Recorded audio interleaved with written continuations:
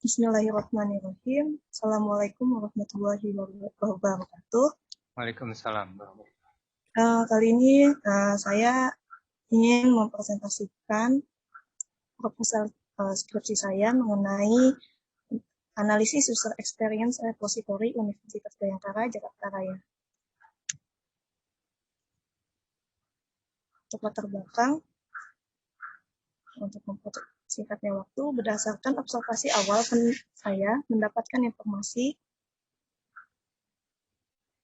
terbentuknya repositori Universitas Bhayangkara Jakarta Raya, yaitu pada tahun 2015, dan data koleksi repositori Universitas Bhayangkara Jakarta Raya saat ini berjumlah 4.962 item terdiri dari skripsi dan tesis, yaitu 2.644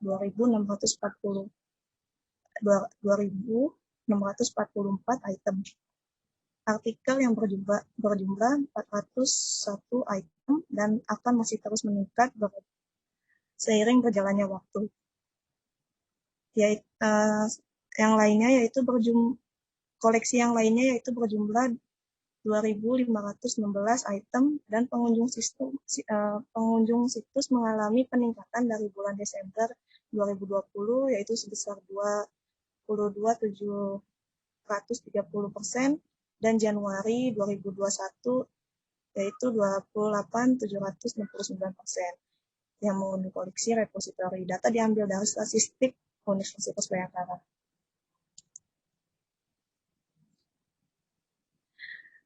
Dan untuk rumusan masalahnya yaitu apa pengaruh variable value, usability, desirability, and adaptability terhadap kepuasan pengguna repositori Universitas Bhayangkara Jakarta Raya. Dan rumusan masalah yang kedua yaitu variable user experience, manakah yang paling berperan penting dalam mencapai kepuasan pengguna repositori Universitas Bhayangkara Jakarta Raya.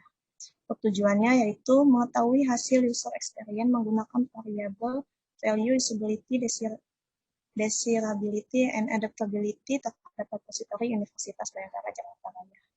Untuk manfaat penelitiannya yaitu dapat menjadi bahan evaluasi atas kinerja dan program pengembangan layanan repositori Universitas Bhayangkara Jakarta Raya sesuai berdasarkan user experience.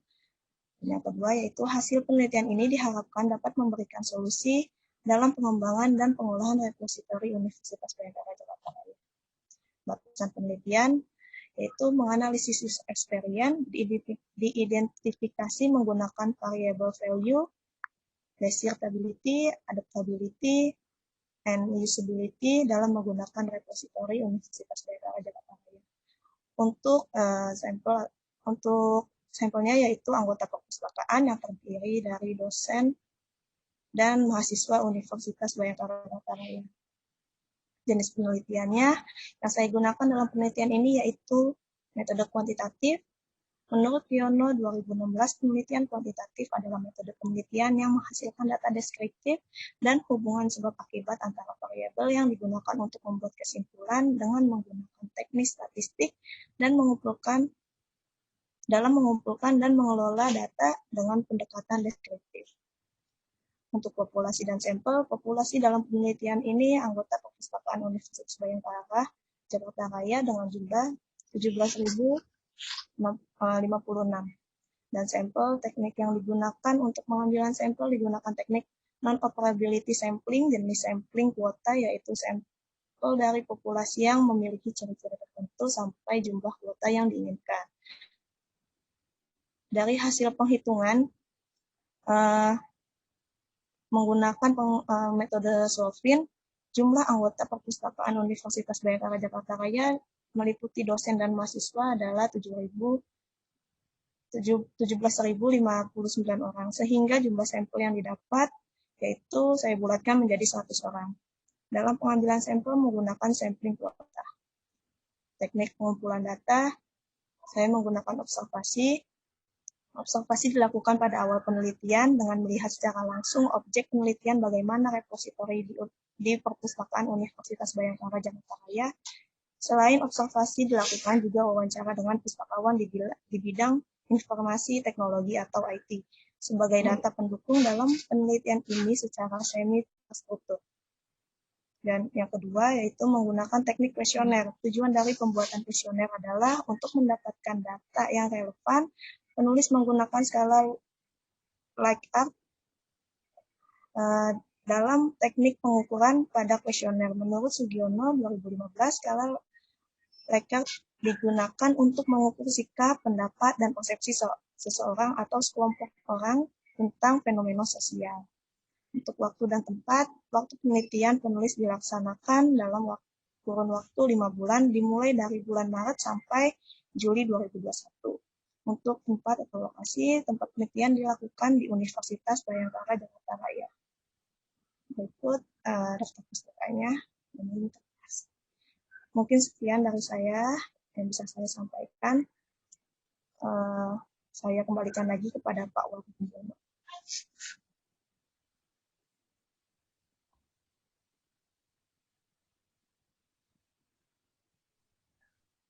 Udah, Zahra. Ini. Iya, Pak. Oke, Bu Nita mau izin duluan ya, Bu? Iya, silakan. Saya masih baca-baca, masih dengerin. Satu, pertanyaannya adalah ini analisis user experience. Oke. Cuman metodenya apa yang kamu mau pakai ya untuk mengetahui user experience ini? Kan banyak tuh skenario kah, dengan tes kah, atau dengan uji apakah? Itu kamu sebutin tadi. Saya belum menemukan metodenya. Belum ketemu. Kemarin waktu diskusi dengan Pak Danang gimana? Katanya udah diskusi sempat dengan Pak Danang. Iya, tadinya saya mau pakai metodenya siapa namanya? Kok minta waktu sebentar, saya lupa namanya.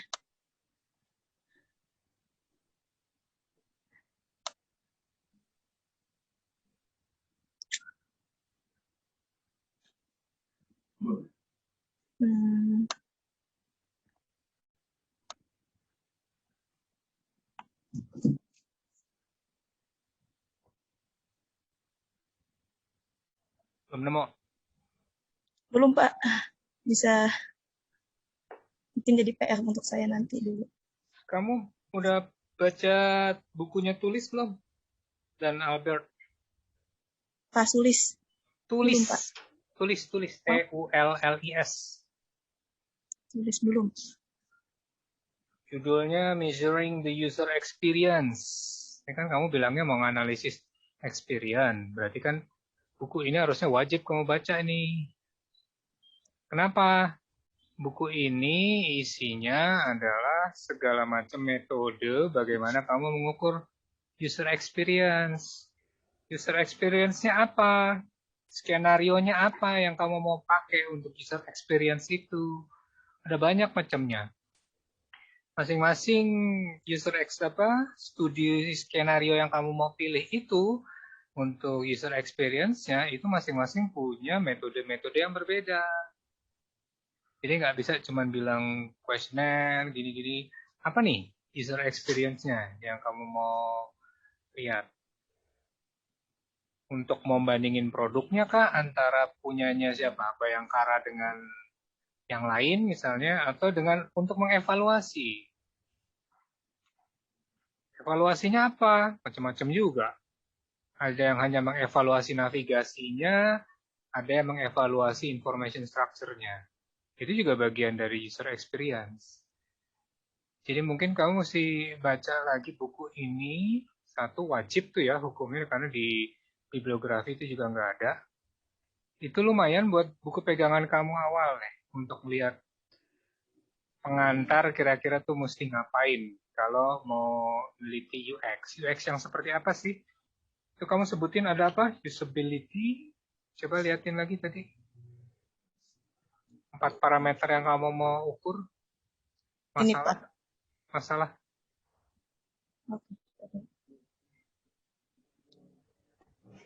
Itu menurut pendapatnya Frank Boole. Value, usability, desirability, adaptability. Nah, makanya sekarang ini teorinya siapa, ataupun kalau untuk mengukur ini apakah bisa dengan satu model saja, ya kan, tools yang kamu pakai, atau seperti apa, mesti jelas. Soalnya Ya Pak, sudah Pak, kemarin itu saya pengen memakai modelnya heuristic evaluation. Cuman kata Pak heuristik, Danang, kata Pak Danang tuh kalau pakai ini kayaknya bisanya tuh untuk yang tesis gitu. ya jarang Karena ada S1 pakai heuristik. karena butuh dana besar ya katanya. Gitu. Terus habis itu Terus untuk jawab yang tadi, variabel ini menurut pendapatnya Frank Boole. Ini Pak. Frank Boole. Oke, sekarang balik lagi. Kamu sekarang mau pakai analisis yang mana nih? Untuk atau tools model atau apapun itulah, terserah kamu mau nyebutnya. Skenario juga boleh. Untuk melakukan penelitian ini. Karena kalau tanpa itu ya berarti susah juga ya menjustifikasi penelitian kamu ini. Karena belum jelas nih alat analisisnya. Karena mestinya dari situ kan ketahuan alat analisis ini, lalu kita bisa kira-kira, oh berarti kalau kamu pakai kuesioner, pertanyaannya ini yang harus dihasilkan. Atau kalau pakai model ini, maka pertanyaannya pakai yang ini. Oh, kalau pakai model ini nggak bisa pakai kualitatif, harus pakai kuantitatif. Oh, yang ini lebih cocok buat kuanti ketimbang equali, ketimbang kuanti, dan seterusnya. Nah, itu semua mestinya sudah tergambarkan di sini. Kalau menurut saya harusnya ya. Nih. Karena kalau kamu masih di sini saja, di sini belum jelas, nanti ke depannya bingung lagi nih ntar. Kuesionernya bikinnya gimana kamu kalau usability tadi? Terkait dengan value, usability, ada dasar pertanyaannya nggak? Ada model-model tools-nya nggak dari Sigo? Mungkin saya agak sedikit mengadaptasi dari penelitian sebelumnya, Pak. Penelitian sebelumnya siapa? Kakak kelasmu itu? Aisyurah dari Fakultas Tarbiyah dan Keguruan Universitas Islam Negeri Coba Arani. lihat, dia teorinya pakai apa basisnya. Lalu kemudian modelnya pelajari dulu dong. Karena kalau kamu cuma nyontek doang, kamu nggak paham, jangan-jangan dia ngambil itu ada alasan tertentu. Ada parameter yang harus dipenuhi lebih dulu, sementara di tempatmu nggak ada. Kalau udah kayak gitu, nanti hasil penelitianmu pasti nggak akan bisa menjawab seperti yang diharapkan, kan? Karena parameter yang diperlukan di tulisan tadi ternyata tidak ada di tempat penelitianmu, gitu loh. Nah, untuk tahu itu, maka mau nggak mau kamu harusnya sudah paham tuh tadi. Di sana tuh apa aja sih modelnya atau yang dipakai tuh skenario apa kalau itu skenario. Itu. Jadi pertanyaan saya sebenarnya sih simpel aja. Ini metode penelitiannya, terus alat ukurnya gitu kan. Kalau alat ukurnya kamu bikin sendiri, oke. Bikin sendirinya dari mana? Bagaimana kamu membikinnya, harus ada justifikasinya juga. Kan skripsi sebenarnya gampang aja.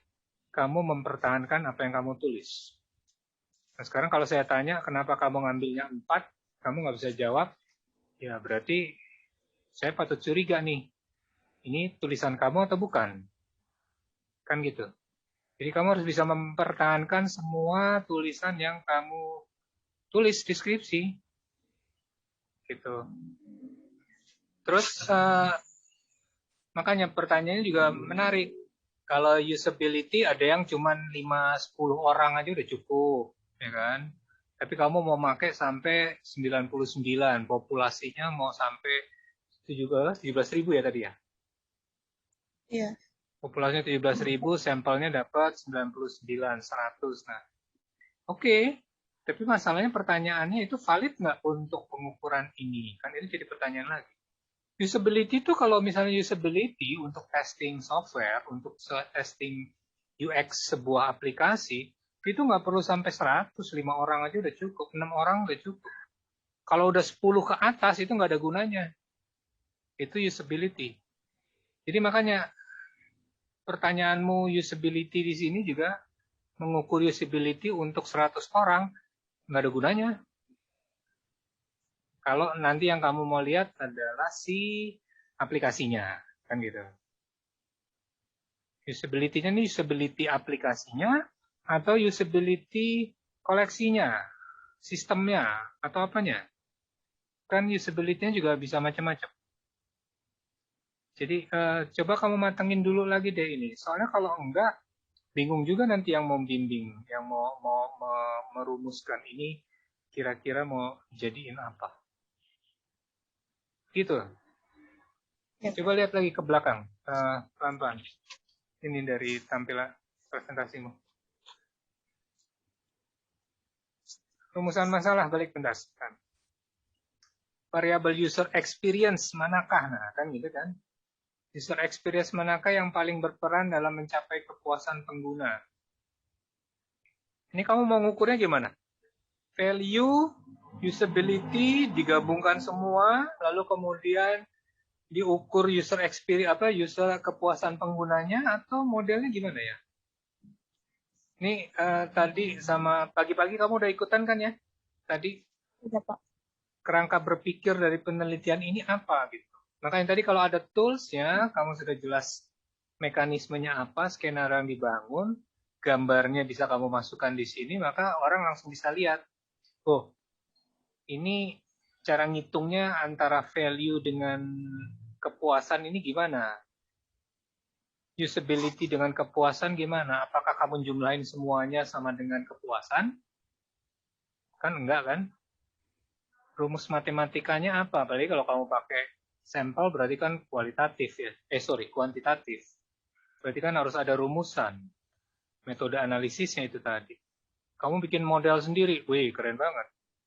Itu S3 bikin teori baru. Kalau kamu bikin rumusan sendiri jadinya. Makanya, oke, kamu lihat tulisan tadi contoh. Tapi perhatikan baik-baik kalau bisa, itu kan artikel ya? Atau skripsinya?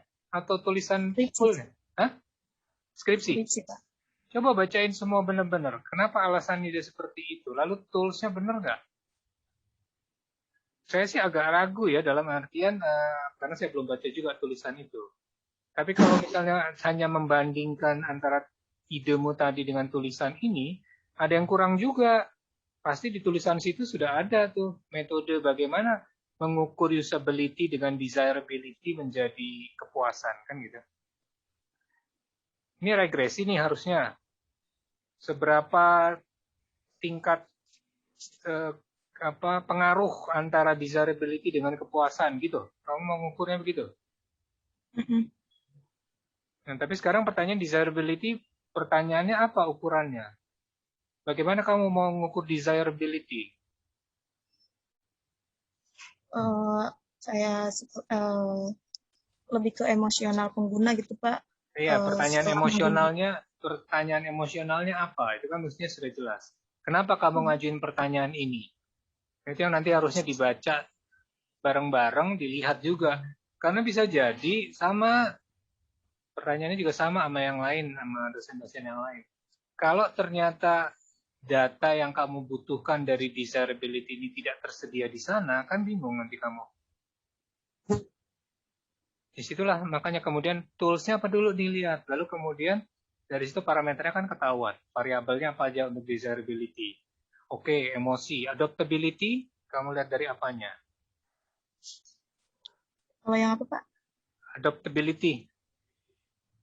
Kalau adaptability itu seperti berkaitan dengan pencarian, terus bagaimana cepat atau ada kesulitan atau tidak, terus pengunduhan, terus dalam menggunakan koleksi Nah, teori-teori itunya dari mana itu basisnya? Itu mestinya masukin di semuanya tuh di bab 2-mu paling tidak. Karena bab 2 kita belum bahas memang ya. Tapi itu harus jelas. Jadi supaya orang tahu kenapa adaptability kamu ngambilnya ini, teorinya apa? Kamu kan bukan ngarang-ngarang berarti. Nah, dari situ. Limbo juga Pak teorinya. Kenapa? Dari Teorinya gua juga. Dari webnya dia. Iya, tapi saya nggak menemukan itu kan dalam proposal, makanya saya muncul pertanyaan ini semua. Jadi kalau bisa ya tolong dilengkapi tadi ya.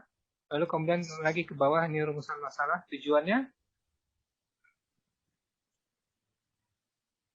mengetahui hasil ya, menggunakan variabel ini terhadap untuk apa tujuannya? Hanya untuk mengetahui doang. Mengevaluasi, membantu memperbaiki, mengedit, apa ini? Hanya kalau buat tahu doang. Lalu habis sudah tahu buat apa? Mungkin untuk evaluasi bagi. Ini ya tulislah dengan lengkap. Kalau memang mau untuk mengevaluasi. Kurangnya di mana? Usability-nya nggak bagus di sana. Kan gitu. Ya kan, mestinya kan gitu kan? Bahwa hubungan antara usability dengan kepuasan ternyata kecil regresinya. Atau korespondensi, korelasinya. Atau kamu mau membuktikan, mau mengambil evaluasi,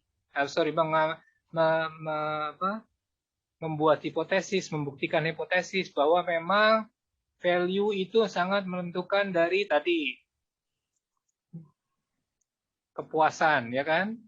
Tadi yang tujuan yang kedua, permasalahan yang kedua. Kepuasan ya, ujungnya kepuasan ya. Iya berarti itu kamu mesti, jangan-jangan kamu mesti bikin hipotesis. Mana nih yang mau kamu ambil? Hipotesis bahwa value akan menentukan dari kepuasan, usability akan menentukan kepuasan, atau keempat-empatnya sangat menentukan kepuasan. Nah itu kan semua harus dibuktikan. Dibuktikannya apa? Hipotesis kalau mau. Tapi kan itu belum kelihatan nih di sini, di presentasimu maupun di dalam tulisanmu. Itu mungkin yang perlu dimatengin dulu ya. Nih, karena kamu akan sulit ke depannya mempertahankan ini kalau nggak jelas. Pun kalau dosen pembimbingnya bacanya cuma seperti yang ada sekarang yang kamu serahkan, juga kemungkinannya dia juga akan bingung. Kalau menurut saya ya. Karena belum ini, gambarannya belum utuh. Kira-kira gitu. Apa sih sebenarnya yang mau kamu kerjakan di penelitian ini? Oke, sampel dan kawan-kawannya nggak ada masalah. Lalu batasan waktu, tadi kamu batasin waktu nggak sih? Iya Pak, 5 bulan. 5 bulan itu pengumpulan data. Itu kepuasannya kamu ukur dari mana? Pada tahun 2021 selama pandemi atau setelah pandemi atau sebelum pandemi juga kamu masukin kan itu batasan juga. Ini kurun waktu 5 bulan ini waktu pengumpulan datamu kan? Tapi bukan batasan waktu tanggapan responden terhadap usability sebelum pandemi atau sudah pandemi. Ya kan? Oh iya Pak, betul. Belum saya masukkan. Ya itu mesti kamu batasin juga. Jadi batasan-batasan itu juga harusnya kamu masukin. Nggak bisa kamu cuma bilang seperti yang ada di proposalmu. Atau cuma disebutin 5 bulan. 5 bulan ini adalah waktu pengumpulan data yang kamu rencanakan. Tapi batasannya, kan jadi nanti orang bisa ngelihat, oh selama pandemi begini, sebelum pandemi begini, kalau emang ada batasannya, kan gitu. Kalau semuanya kamu kumpulin, nanti bisa jadi gara-gara pandemi ya semuanya terpaksa, ya kan? Kalau terpaksa kan berarti dia akan bilang, usability-nya pasti tinggi dong, karena semua dipaksa untuk menggunakan, kan gitu. Jadi artinya antara usability dengan kepuasan, jangan-jangan tidak berhubungan. Kenapa? Karena semua dipaksa untuk pakai. Ayo. Puas nggak dia? Ya nggak puas, saya harus pakai ini, nggak ada alternatif lain. Nanti kesimpulanmu jadi nggak benar juga UX-nya, kan gitu.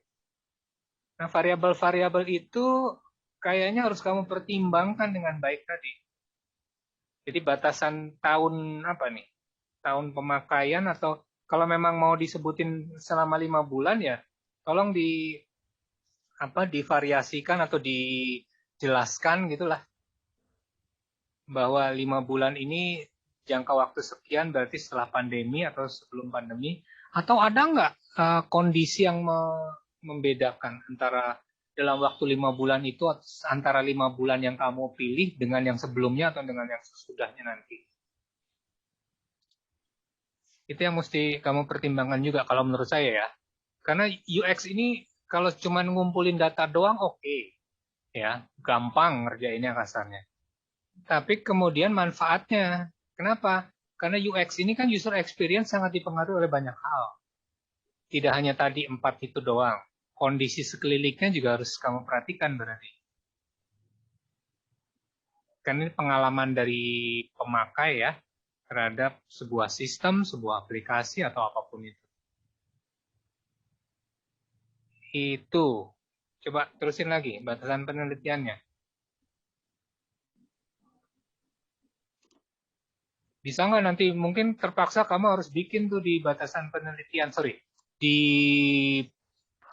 kuesionernya tadi. Sudah berapa lama pernah menggunakan? Ya kan? Kalau dia baru menggunakan sebentar berarti kan kepuasannya gimana? Ya mungkin ukurannya jadi bagus-bagus saja. Atau jelek-jelek aja karena baru sedikit. Kan jadi agak bingung tuh nanti.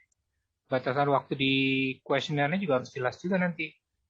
Jadi semacam demografi dari respondennya juga harus kamu saring berarti. Kalau enggak, susah. Oke, lanjut. Batasan penelitian, terus apa lagi tadi? Jenis penelitian. Jenis penelitian, kuantitatif ya. Variabelnya nih. Variabelnya 4, lalu dijabarin lagi. Disability dilihat dari, apanya tadi? Desirability kamu lihat dari emosinya. Nah, itu semua maksudnya variabelnya dijabarin lagi nih. Yang namanya usability, apa yang kamu mau lihat variabelnya? Nanti dari situ barulah turunannya kelihatan tuh. Oke, untuk usability pertanyaannya 1, 2, 3, 4. Oke? Ya, Pak. Lanjut, coba lihat lagi. Pak, Populasi nggak ada masalah. Pak. Ya. Untuk populasi sepertinya ini ada perubahan. Karena setelah saya tanya lebih lanjut, ini tuh anggota perpustakaan aktif. Jadi kalau untuk anggota repositori yang pengguna aktif, pengguna aktif itu tidak sebanyak itu, Pak. Nah itu dia, makanya kan populasinya jadi berubah lagi kan. Itu kan batasannya berarti. Batasannya kan berarti hanya pengguna repositori yang kamu survei kan? Iya, betul. Nah iya, batasannya mesti dijelasin tadi. Mungkin saya kalat ini terlalu banyak. Oke, silakan nanti diperbaiki ya. Ya, saya paham apa yang kamu maksudkan. Coba lagi, maju lagi halaman berikutnya. Observasi. Observasi kamu mau ngapain ini?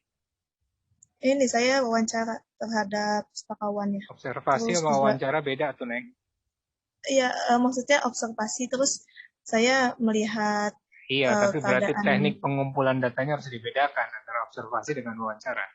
Jangan disatuin. Kalau emang mau wawancara, wawancara. Tapi kalau emang mau observasi, observasi doang. Itu dua hal yang berbeda itu. Cara pengumpulan datanya kan. Oke. Kuesioner. Ini kuesioner yang akan kamu bangun berarti kan? Lanjut, coba lihat lagi. Ini waktu tempat, oke. Bayangkara. Nah itu tadi batasan mungkin bisa kamu masukin aja di sini batasan langsung. Pengguna repositori selama 5 bulan. Selesai. Atau pengguna repositori Universitas Bayangkara ini dari semester 1 sampai semester 5 misalnya. Atau apapun itulah terserah. Kamu yang tahu di lapangan seperti apa untuk kemudahan pengumpulan datanya. Oke?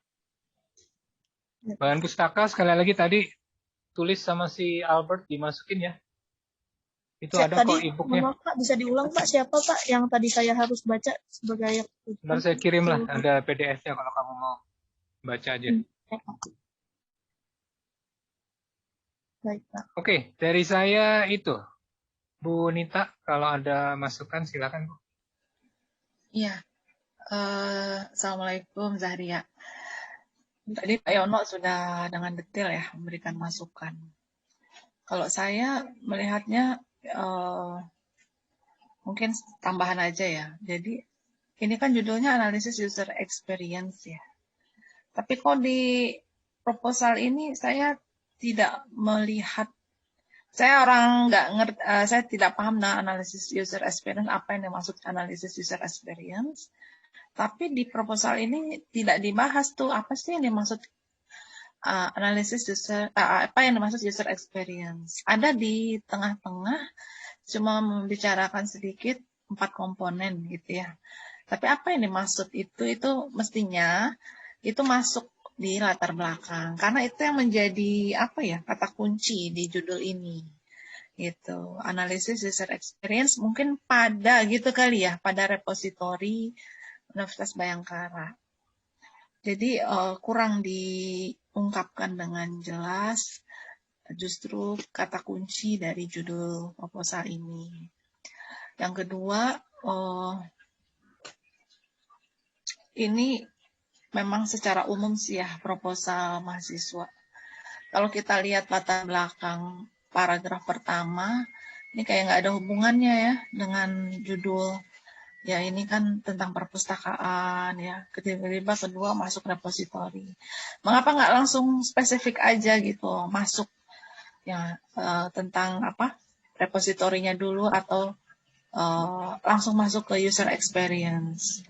Nggak usah belak-belak ke sana ke sini yang kurang nyambung ya, terus baru masuk.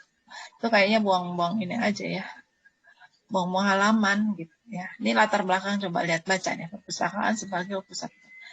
Langsung aja, kan ini user experience pada repository. Langsung aja masuk ke membahas tentang repositorinya, atau mau langsung ke user experience-nya bisa gitu. Kemudian saya juga udah buka situs apa Universitas Bhayangkara ya. Universitas Bhayangkara ya. Nah, ini juga definisi pembahasan tentang repositori apa ini belum, kurang ya. Kurang, padahal itu termasuk yang kata kunci yang dibahas kan. Di sini adanya repositori sarana mempermudah mahasiswa mengetahui informasi mengenai skripsi yang sudah buat oleh mahasiswa sebelumnya. Apa benar sih seperti itu ya definisi repositori? Sepertinya bukan yang saya tahu gitu. Apa hanya untuk menyimpan skripsi? Coba kamu itu lagi ya, kamu cek lagi definisi yang sebenarnya tentang repositori. Nah ini baru serangkaian layanan ya. Jadi gini loh, saya bisa share screen ya, sebentar ya. Ditutup dulu. Oh ya.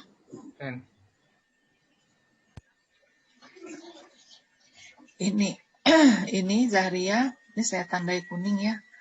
Repositori merupakan sarana mempermudah mahasiswa mengetahui informasi mengenai skripsi. Nah, terus baru kamu definisi.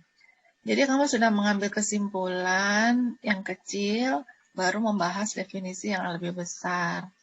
Sepertinya ini kurang tepat ya, terbalik gitu. Yang saya tahu itu kita membahas dulu definisi repositori menurut ini. Ya, baru dari rangkuman beberapa definisi itu kita buat kesimpulan. Ini kalau kayak gini kayaknya jadinya kurang nyambung nih, ya kan? Ini hanya untuk tentang skripsi, padahal definisi yang sebenarnya tidak seperti itu. Dan ternyata ada nih kamu tulis, gitu ya. Kemudian apa ya? Kalau dari literatur, saya nggak bicara metode, yang lebih tahu Pak Yono nih. Tadi ya kalau usability ya Pak ya, nggak perlu banyak-banyak ya, cukup 5 udah.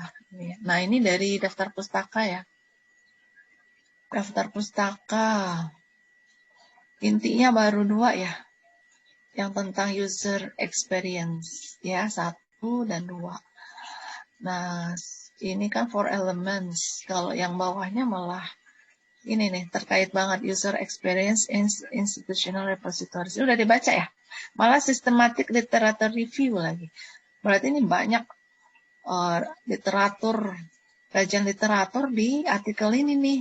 Kamu bisa lebih jauh lagi membuka semua rujukan yang ada di sini. Gitu. Enak nih, udah ada systematic literature review-nya. Nah, mungkin tadi masukan dari Pak Yono yang buku user experience tuh, ya harus masuk juga. Ya, ini baru 2 ya. Oh, kalau yang terkait user experience-nya. Masih perlu ditambahkan. Itu Zahria dari saya, Pak Yono. Ya. Baik. Terima kasih Bu Nita. Ya, sama-sama. Ada yang mau ditanyain dulu nggak, Zaria? Enggak, ini. Gimana ya, Pak? Saya masih nggak tahu juga mau pakai Mic-nya metodenya tuh. kejauhan. Suaramu kecil, mic-nya kejauhan. Oke. Setelah saya udah ganti nggak menggunakan metode heuristik itu, saya juga jadi bingung Pak mau pakai apa sebenarnya gitu. Jadi kalau dibilang masih bingung, iya gitu, bingung menggunakan apa nih itu metodenya, terus berkiblatnya gitu. Paling berkiblat saya ke si Frango itu. Nah, kalau emang di Frango, coba diperdalam yang Frango-nya ya. Cari detail tadi, seperti yang saya bilang. Parameternya apa sih untuk ngukur tadi? Usability lah, segala macam, 4 poin tadi. Kalau misalnya itu sudah kejawab, kamu udah bisa ngejawab itu aja, maka harusnya sih pertanyaan dan segala macam otomatis akan tertarik ke bawah dengan sendirinya gitu loh. Ini masalahnya mungkin satu, kamu belum baca UX-nya, belum kamu kuasai penuh, itu satu. Kamu baru baca beberapa sumber, makanya begitu sumber itu ternyata tidak bisa digunakan, kan bingung lagi kan. Jadi baca aja deh sebanyak mungkin sumber-sumber tentang tadi UX, user experience ya. Kalau itu udah dapat, maka mungkin kamu akan bisa lebih mudah lagi memahami masalah-masalah yang akan kamu hadapi nanti. Coba baca buku yang ini, nanti saya kirimin. Saya mesti cari dulu, saya lupa. Kayaknya bukan di desktop, ada di laptop saya. Kalau itu sudah ada, maka ya harusnya banyak sih di sana. Sampel-sampel contoh-contoh ya. Cuman kamu akan butuh waktu untuk baca buku ini karena tebal. Saya sendiri bacanya hanya sebagian yang saya perlukan. Jadi kalau kamu mau browsing, kamu pertimbangkan waktumu dengan baik. Ini kita udah setengah semester ya berarti kan. Besok kan hari ini kan kita sudah mulai UTS. Jadi jangan kelamaan juga, kamu sih memutuskan dengan cepat juga. Itu mungkin saran saya sih, kalau kamu masih bingung. Soalnya kalau hanya untuk seperti ini saja, maka skripsinya nih ya nggak bisa nih, proposalnya mesti dirombak habis. Itu tadi, modelnya mesti jelas, ininya mesti jelas, parameternya mesti perjelas, batasannya. Kalau enggak, outputnya ya mungkin juga bukan cuma UX jadinya. Hanya mengukur antara usability repository Universitas Bayangkara gitu kan. Hanya mengukur tentang tadi 4 hal tadi itu terkait dengan kepuasan. Ya kalau seperti itu berarti bukan salah, itu juga bisa kamu kerjakan. Cuman masalahnya landasan teorinya mesti kuatin dulu dong. Itu aja. Jadi sekali lagi dibaca yang skripsi tadi juga, lihat. Yang skripsi tadi pakai heuristik. Enggak, bukan. Nah, kalau kamu basikannya mau pakai yang tadi, coba lihat lagi parameternya sama persis nggak dengan Universitas Bayangkara. Kalau dia itu pakai bukan repository Pak, tapi WhatsApp.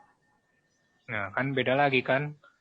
Mode apa yang dianalisis, objeknya aja udah beda. Jadi artinya kan kamu juga nggak bisa mentah-mentah kamu ambil teori itu begitu saja. Antara repository dengan WhatsApp kan beda. Satu media sosial, satu kita yang kontrol penuh. Nah, itu juga harusnya sih udah Saya sih kalau kamu ngajuin itu, saya akan bilang ini nggak bisa kamu pakai teori ini. Kenapa? Karena jangan-jangan memang modelnya itu cocoknya untuk media sosial. Repositori kan bukan medsos. Itu jadi akan jadi pertanyaan juga nantinya. Itu kira-kira. Gimana? Iya, Pak. Coba dibicarakan lagi, lalu kemudian nanti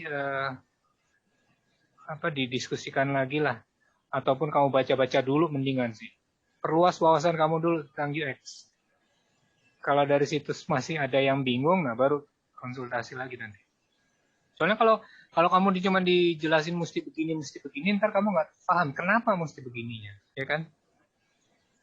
Ayo kamu makan ini, nggak tahu kenapa mesti makan ini, minum ini. Ngikut aja cuma disuruh doang. Ngikut aja cuma ngikutin contoh yang kamu baca, kan nggak bener juga jadi. Ya? Iya, Pak. Oke, itu aja dulu dari saya.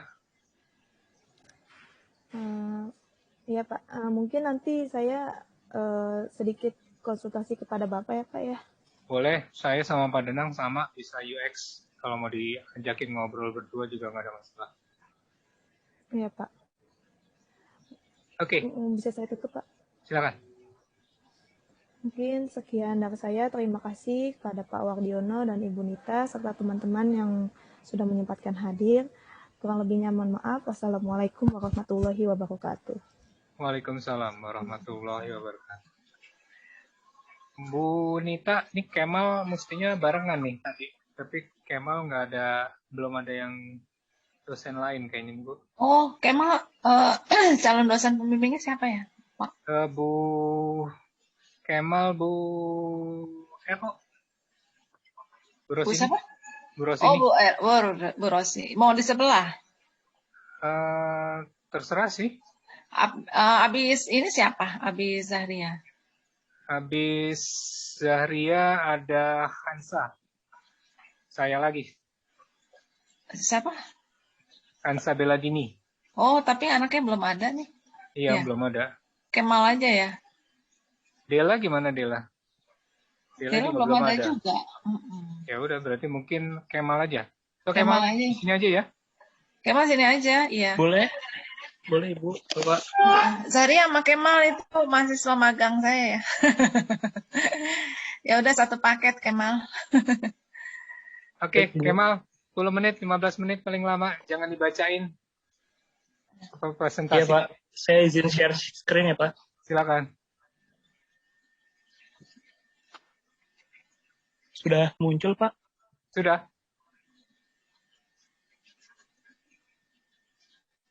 Assalamualaikum warahmatullahi wabarakatuh. Waalaikumsalam. Warahmatullahi wabarakatuh. Di sini saya ingin mempresentasikan tentang proposal skripsi saya yang berjudul Analisis Produktivitas Pengarang Bidang Kedokteran Menggunakan Hukum LOTKA dengan Pendekatan Complete Count pada Garuda-Ristek BRIN tahun 2012-2019. Latar belakangnya, berkembangnya informasi dan ilmu pengetahuan membuat para peneliti di berbagai bidang, khususnya bidang kedokteran, selalu mencari, mempelajari, dan menghasilkan sebuah pengetahuan baru yang dituangkan ke dalam tulisan dan dipublikasikan dalam sebuah jurnal. Perkembangan sebuah penelitian dapat dilihat dengan menggunakan hukum LOTKA dari ilmu bibliometrika dengan cara mengukur produktivitas pengarang dari artikel penelitian dalam jurnal. Pada penelitian ini, penulis melakukan penelitian terhadap artikel bidang kedokteran pada database Garuda-Ristek BRIN tahun 2012-2019. Database Garuda-Ristek BRIN sendiri merupakan database yang dimiliki oleh Kementerian Riset, Teknologi, dan Pendidikan Tinggi Republik Indonesia. Kemenristek Dikti sebagai platform berbasis sumber informasi ilmiah dan bersifat open access. Dengan menggunakan hukum LOTKA, peneliti ingin mengetahui tingkat produktivitas pengarang bidang kedokteran pada database Garuda-Ristek BRIN. Sehingga dengan demikian, peneliti dapat memfokuskan gambaran secara keseluruhan mengenai tingkat produktivitas pengarang bidang kedokteran pada Garuda-Ristek BRIN dengan menggunakan rumus LOTKA dan teknik complete count. Rumusan masalah. Berdasarkan latar belakang masalah yang telah dipaparkan di atas, masalah penelitian ini adalah bagaimana pola produktivitas pengarang bidang kedokteran menggunakan hukum logika dengan teknik pendekatan complete count pada Garuda Ristek Brin tahun 2012 sampai dengan 2019. Penelitian ini hanya dibatasi pada 11 jurnal yang berisikan 2.645 artikel dan 7.955 pengarang bidang kedokteran dan mengambil seluruh pengarang yang dimuat di dalamnya pada halaman Garuda Ristek Brin tahun 2012-2019 dengan menggunakan hukum logika.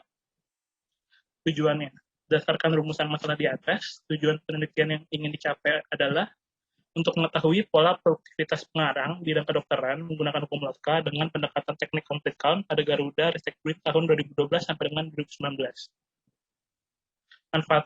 Manfaat teoritisnya sendiri itu, penelitian ini dapat memberikan motivasi pada para peneliti di bidang kedokteran tentang produktivitas tulisan pada halaman tersebut, sehingga peneliti dapat meningkatkan produktivitasnya.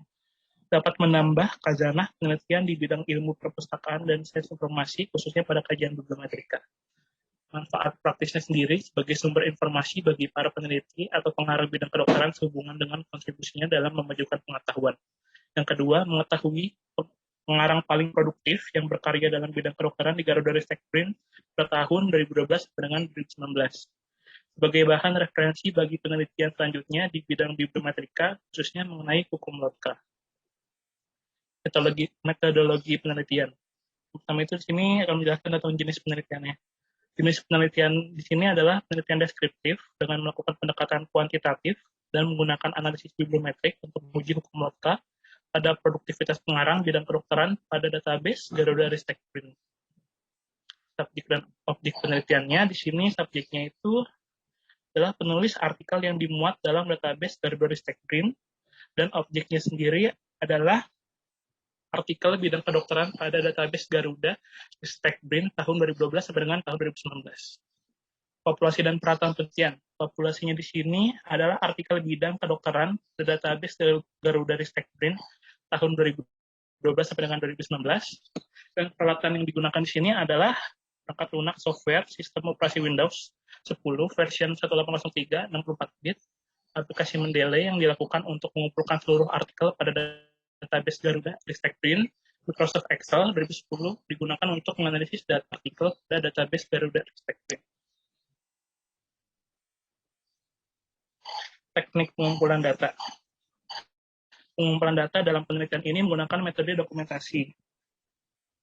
Metode dokumentasi dilakukan dengan cara mengumpulkan variabel-variabel yang dibutuhkan dari setiap artikel bidang kedokteran pada database Garuda Ristek Brin. Data yang diperoleh kemudian diolah menggunakan Microsoft Excel 2010, tujuannya untuk memperoleh data awal dan memudahkan dalam pendistribusian data dari tampilan dalam format tabel selanjutnya. Hasil analisis awal yang dilakukan terdapat 11 jurnal yang berisikan 2.645 artikel dan 7.955 pengarang artikel bidang kedokteran pada database Garuda Ristek Brin tahun 2012 sampai dengan tahun 2019. Rincian data pada penelitian ini dapat dilihat pada tabel. Tahun 2012, terdapat jumlah artikelnya itu ada 335 artikel dan pengarangnya 829 pengarang. Tahun 2013, terdapat 349 artikel dan 939 pengarang. Tahun 2014, terdapat 364 artikel dan 1.054 pengarang. Tahun 2015, terdapat 302 artikel dan 872 pengarang. Tahun 2016, terdapat 337 artikel dan 1.088 pengarang. Tahun 2017, terdapat 289 artikel dan 904 pengarang. Tahun 2018, terdapat 360 artikel dan 1.218 pengarang. Tahun 2019, terdapat 308 artikel dan 1.051 pengarang. Dengan jumlah keseluruhannya adalah jumlah artikelnya terdapat 2.645 artikel dan 7.955 untuk pengarang. Waktu dan tempat penelitian, di sini waktu penelitiannya dilakukan selama 5 bulan dari bulan Maret hingga Juli 2021. Tempat penelitiannya sendiri dilaksanakan secara online dan bertempat di Jakarta. Ini berikut adalah daftar pustakanya. Sekian dari saya kembalikan ke Pak Wardion.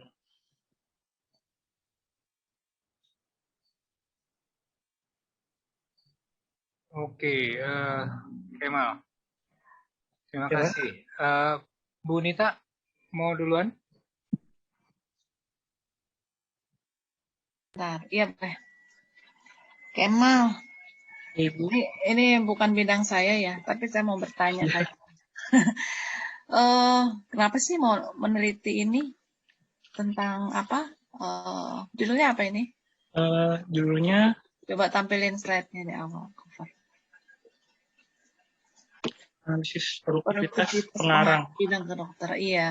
Kenapa mau meneliti ini? Apakah penelitian tentang produktivitas pengarang masih sedikit atau bagaimana? Atau ada keunikan lain dari rencana penelitian Kemal?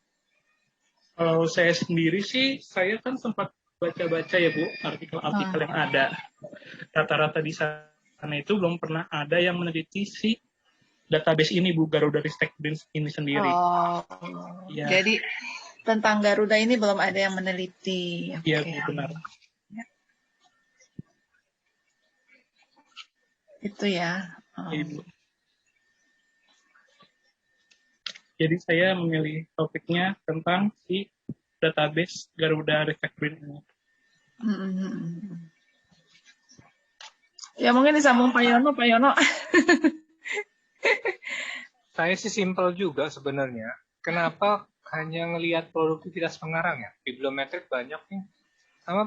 Persis sama pertanyaan saya.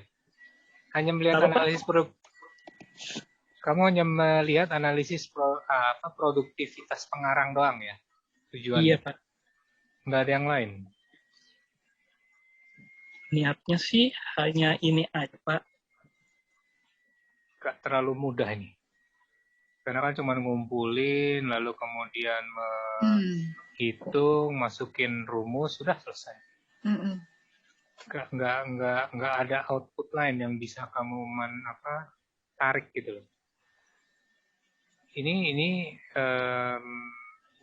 penelitian, tapi kalau menurut saya untuk bibliometrik kecil banget ya dalam artian. Outputnya apa nih nanti kira-kira? Cuman statistik doang? Iya Pak. Cuman Niatnya statistik. saya nanti hasilnya itu kan pertama menjelaskan siapa pengarang yang paling aktif di database Garuda Ristek sendiri Pak. Ya. Tapi nantinya juga saya mau kalau ya pasti sih bisa. Terus soalnya kan itu sudah termasuk hasil. Nanti saya membandingkan dari 11 jurnal tersebut siapa jurnal mana yang paling aktif dalam mengeluarkan artikel gitu Pak, menghasilkan artikel. Kalau jurnal kedokteran sih kayaknya udah banyak ya yang meneliti itu satu. Kalau terkait hanya sebatas itu juga pasti udah banyak. Kalau nggak salah di jurnal penelitian-penelitian terdahulu di skripsi kakak-kakak kelas kalian juga sudah ada deh itu. Kalau yang kedokteran dari luar ini, terus kalau yang kedokteran yang paling banyak di quote, yang paling banyak disitir itu yang jurnal open access. Kenapa? Karena kalau kedokteran langganannya mahal, makanya kemudian ada satu jurnal yang open access itu banyak banget, dan itu tidak hanya di Indonesia, di luar negeri juga itu dikutip sumber-sumber dari sana. Karena ya itu tadi open source, open access, open access. Makanya kemudian hasil perhitungan bibliometriknya sesimpel itu aja udah langsung ketahuan. Oh ya sudah. Maka pasti kalau ternyata di Garuda ini si jurnal itu juga masuk, ya pasti itu juga. Nah, pertanyaannya kan, makanya itu dia yang tadi saya balikan lagi.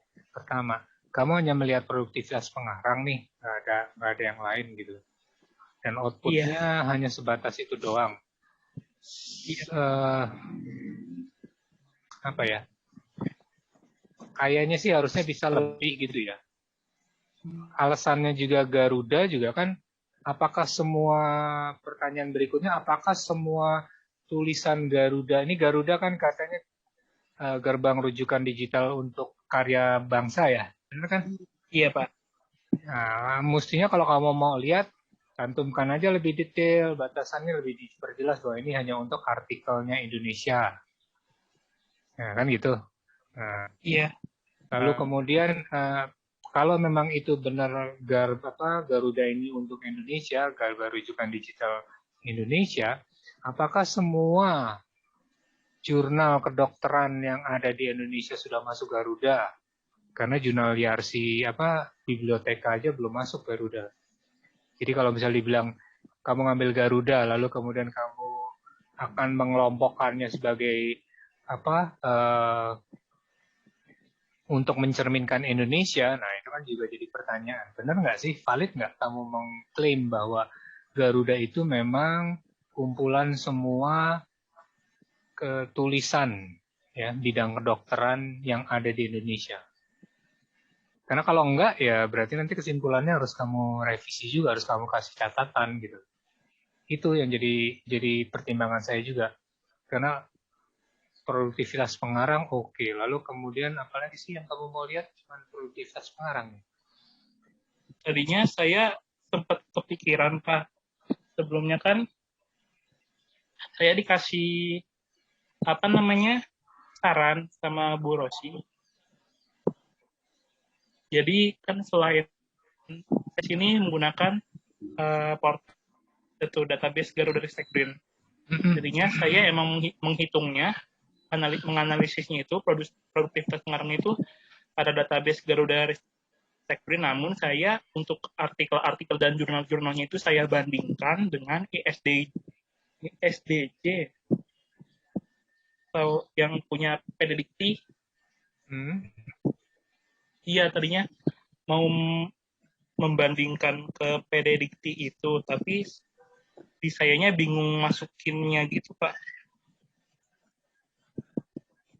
Ya, saya juga nggak tahu yang dimaksud ISDG itu apa, atau yang punya Ristek. Semacam database jurnal-jurnal juga, Pak, punya PDDikti. Iya, karena banyak sekarang database jurnal juga gitu. Iya, Pak. Kalau mau pakai jurnal open access atau direktori open access jurnal di OAJ juga, apakah koleksi kedokteran, semua jurnal kedokteran di Indonesia sudah pakai di OAJ, itu kan juga harus jadi pertimbangan waktu kamu ngambil keputusan nanti. Kalau nggak mau pakai Garuda, atau kalau kenapa kamu bandingin dengan DOAJ misalnya, open access, hal seperti itu mesti jelas juga sih. Karena terus terang ya, kalau cuman outputnya seperti ini, mestinya kamu bisa tampilkan juga istilahnya itu tampilannya dalam bentuk grafik gitu loh, bukan hanya teks, bukan hanya ini.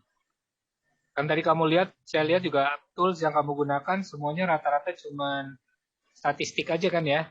Iya, Pak. Virtual representatif. Istilahnya apa, Bu? Force viewer, kemudian ini tampilan ini Bu Nita, kok saya agak lupa. Oh, Vios viewer. Ya, itu istilahnya apa tuh? Tools itu? Apa ya? Untuk menampilkan dalam bentuk grafik kan itu semua informasi. Bukan infografik. Kalau infografik kan gambar ada ini. Tapi kalau ini namanya, jadi itu juga mestinya kamu tampilin nanti hubungan antar pengarangnya, misalnya segala dalam bentuk tampilan gitu, dalam bentuk view. Berarti nanti di hasil akhirnya terdapat kayak grafisnya gitu ya, Pak? Iya. Apa istilahnya sih kalau gambar-gambar itu hasil analisis? Apa ya? Kok lupa saya sama sekali. Gitu. Jadi jangan hanya sekedar statistik analisis produktif, juga mungkin jangan-jangan bisa dilihat tuh. Lihat nih. Kalau Force Viewer, toolsnya adalah salah satunya Force Viewer lah, atau pakai R, data visualization. Oh, data visualisasi data. Visualisasi datanya harusnya dilengkapin gitu loh. Karena kalau saya lihat tadi toolsnya, coba kamu lihat toolsnya yang kamu pakai apa aja? Kan cuman Windows, kemudian Mendeley untuk ngumpulin datanya. Tapi data visualisasinya nggak ada sama sekali nih. ya kan? Iya, Pak. Untuk melihat tadi hubungan antara pengarang kah atau tingkat ininya. Mungkin kalau dengan grafik aja bisa lah ya. Tapi saya pikir harusnya kamu bisa lebih lagi dengan visualisasi data tadi, data visualizations. Banyak itu toolsnya juga. Itu sih dari saya mungkin. Ini Bu Rosi belum Ya, mestinya kelihatan juga Rosi ya. ya. Sebentar. Iya, saya mungkin nanya ya ke Kemal sambil nunggu Iya, Bu. Pak Yono mungkin manggil Bu Rosi atau gimana. Hmm. Iya, tadi saya kepikir emang kenapa tertarik meneliti ini. Terus memangnya kalau dilihat dari manfaat, di sini kan manfaatnya memberikan motivasi ya pada para peneliti. Apa bisa ya kayak gitu ya? Dari hasil penelitian ini memberikan motivasi. Caranya gimana tuh? Untuk apa nih? Pada para peneliti di bidang kedokteran sehingga dapat meningkatkan produktivitasnya. Caranya bagaimana tuh, Kemal? Dari hasil penelitian kamu bisa memberikan motivasi kepada para peneliti. Kalau menurut saya, Bu, Ya. setelah hasil ini jadi, itu terdapat hasil misalnya dari satu pengarang nih, terbukti kalau dia adalah pengarang yang paling aktif gitu dalam membuat artikel gitu kan, secara nggak langsung ketika para peneliti atau dosen-dosen kedokteran gitu membaca, pastinya mereka akan jadi merasa tertantang untuk dapat bisa menghasilkan artikel yang lebih banyak lagi untuk menambah pengetahuan gitu kepada pembaca-pembaca gitu. Oh gitu ya, jadi setelah diterbitkan artikel gitu ya, terus mungkin di situ ada yang menyangkut nama mereka, jadi termotivasi. Oh iya, saya juga pengen gitu ya. Iya. Kalau hukum Lotka itu bagaimana sih? Saya lihat nih dari 100 misalkan ada satu apa tadi? Sebentar. Misalkan dari ada 100 orang menghasilkan satu karya, maka akan ada 1/4 dari 100 orang yang menghasilkan 2 karya. Akan ada 1/9 dari 100 orang yang menghasilkan 3 karya. Nah, ini gimana nih kaitannya kalau dengan proposalnya Kemal? Bagaimana, Bu? Ya, terkait hukum Lotka, bunyi hukum Lotka, itu kan dari 100 orang yang menghasilkan satu karya, maka akan ada 1/4 dari 100 orang yang menghasilkan 2 karya. Akan ada 1/9 dari 100 orang yang akan menghasilkan 3 karya.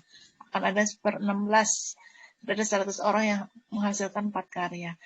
Jadi hukum kuadrat terbalik. Terus dikaitkan dengan ini bagaimana? Dengan proposal Kemal.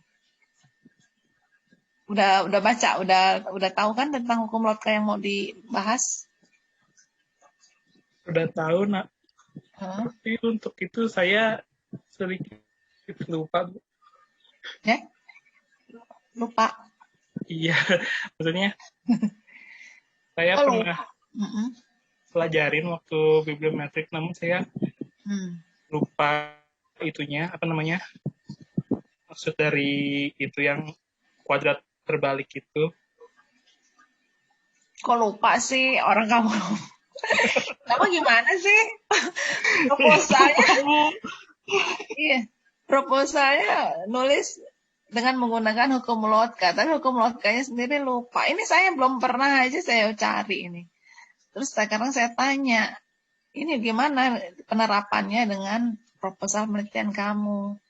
Nah, karena hukum Lotkanya aja saya kurang paham nih, kok dari ini sebenarnya hukum kuadrat terbalik. Saya minta penjelasan nih, mau lupa, nggak boleh lupa. Ini kan kamu yang mau buat nih, mau analisis, bagaimana? Kemal? Ibu. Kamu mau membuktikan hukum Lotka itu berlaku juga untuk tulisan artikel kedokteran di Indonesia atau tidak? Gitu dong jawabnya. Atau gimana nih? Kan hukum Lotka sudah jelas tadi. 1, 2, 3, 4 gitu kan, berbanding terbalik, bla bla bla, setiap 100 loh. Ternyata kok dari kedokteran ini, nah itu kan maksudnya kesimpulan akhirnya seperti itu. Bahwa ternyata hukum Lotka tidak berlaku untuk kedokteran. Atau hukum Lotka juga berlaku untuk artikel kedokteran Indonesia yang ada di Garuda dalam periode sekian sampai sekian, kan gitu.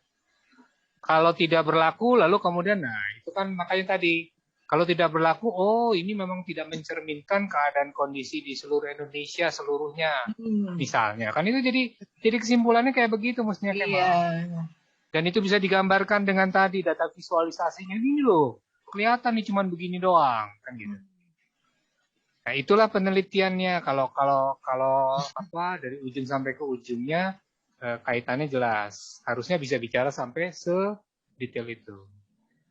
Ada model, lalu kemudian analisis data menggunakan model tersebut, apakah hasilnya sesuai dengan model, atau hasilnya ternyata bertentangan dengan model, kan gitu. Nah, kali aja bertentangan jadi temuan baru. Iya.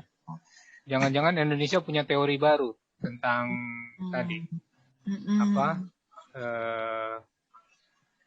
kaitan pengarang ya, hubungan antara dengan produktivitas. Iya, tingkat produktivitas pengarang. Khususnya untuk bidang kedokteran. Iya. Khususnya untuk artikel majalah yang dipublikasikan di Garuda. Gitu dong mesti jawabnya. Iya, masa lupa gimana? Gemes saya aja dengernya kamu ngomong. Gak bisa jelasin padahal itu karya kamu. Saya juga deg-degan. Ini saya panggil Bu Rosi nih. Bu Rosi ini yang nggak ngangkat teleponnya. Iya. Tadi Bu El ada nih, tapi keluar lagi. Ada tapi keluar lagi nggak tahu. Itu, jadi ya itu, maaf. Iya Pak. Bisa dipertajam atau bisa ditambahkan ininya, proposalnya? Mungkin nanti seperti yang Bapak bilang, saya untuk yang jurnal-jurnal yang ada di Indonesia nanti saya tambahkan.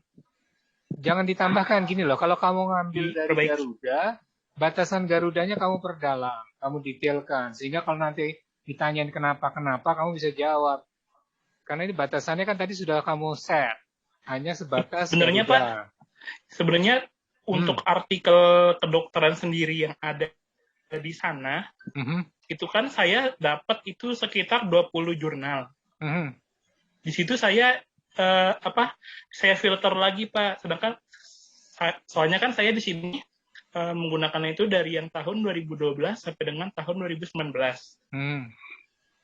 Sedangkan dari 20 jurnal itu yang lengkap dari tahun 2012 sampai dengan 2019 itu hanya 11 jurnal itu dari keseluruhan jurnal kedokteran yang ada di Garuda itu. Nah itu kan berarti kan tadi kamu mesti jelasin tuh kenapa kamu cuman 11. Hal itu mestinya jadi bagian juga waktu di metode ataupun waktu pemilihan itu bab 3-nya berarti. Ini Bu Rosi mau bergabung nih. Bab 2-nya juga harus dimasukin tuh. Gitu. Gitu Mal, kalau dari saya Pak. ya. Iya Pak. Tunggu Bu Rosi. Intinya gini loh, bibliometrik ini juga Lotka juga itu hukum kuno kan. Iya. Ada yang terbaru, ada informasi baru nggak, keterbaruannya kalau ada yang baru seru tuh. Karena yang terbaru itu altmetrik sebenarnya. Percuma ngukur-ngukur tingkat jumlah citasi dan segala macam, tapi sebenarnya keterpakaiannya di mana? Kan keterpakaiannya kalau sekarang ini katanya sih altmetrik yang lebih cocok. Jadi kebermanfaatan sebuah artikel katanya altmetrik. Nah, gitu. Itu kan lebih seru. Jadi kalau cuman citasi, jumlah citasi, lalu Scopus, bla bla bla, ya oke lah itu untuk ininya. Tapi real di lapangan apakah itu bermanfaat? Itu kan artinya kalau di medsos ramai dibahas berarti kan seru. Berarti kan memang itu menarik. Nah, jadi artinya itu justru malah lebih keterpakaiannya malah lebih tinggi. Katanya begitu altmetrik. Nah, itu bibliometrik banyak itu tools-tools kayak gituannya. Kalau nggak apa dibandingin aja antara metode Enggak, ini Bu. dan metode Ini udah bagus sebenarnya. Cuman masalahnya perlu dipertajam gitu loh. Atau perlu diperjelas kalau menurut saya. Dan juga jangan hanya sebatas cuman satu output kalau bisa. Karena harusnya bisa juga tuh data itu dipakai buat yang lain kalau menurut saya. Benar nggak, Bu Rosi?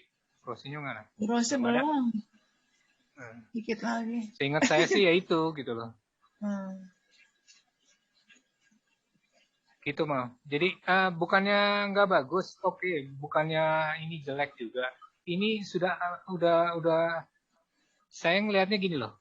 Tools ini sebenarnya bisa selain udah kamu ngumpulin data segini banyak gitu kan. Iya. Lalu kemudian analisisnya cuma sampai segini doang, kayaknya sayang.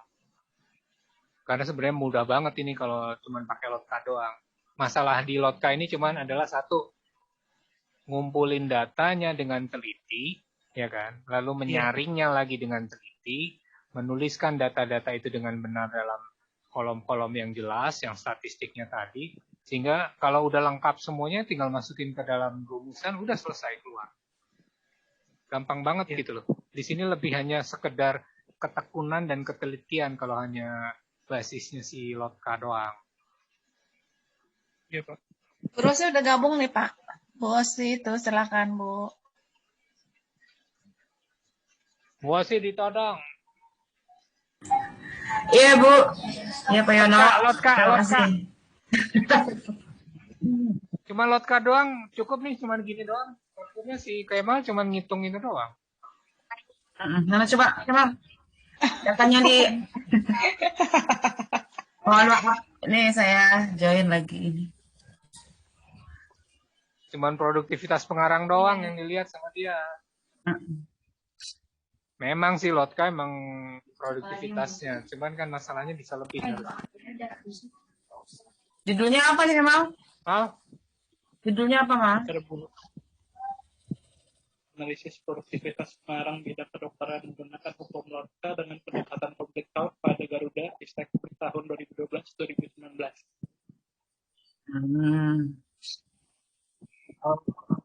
Saya sampaikan ya ke Kemal ya, secara pribadi banyak hal yang harus maksudnya ini adalah metode yang mudah tapi susah gitu ya. Jadi banyak mudahnya berarti.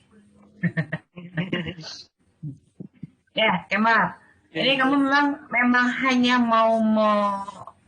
mau meneliti pertama kurun waktu nih. Kurun waktu menurut saya karena kita udah ada di 2021 sebaiknya dihabiskan ke tahun 2020 gitu ya. Iya. Jadi kan tanggung 1 tahun lagi gitu loh. Jadi kalau misalnya nanti setelah misalnya penelitian ini selesai gitu ya, jadi nggak ada bolong gitu loh. Jadi kamu sudah melakukan penelitian terakhir gitu, maka sampai dengan tahun terakhir tahun 2020 itu ya Kemal ya. Berarti kalau misalnya saya tambahkan jadi sampai tahun 2020 Bu.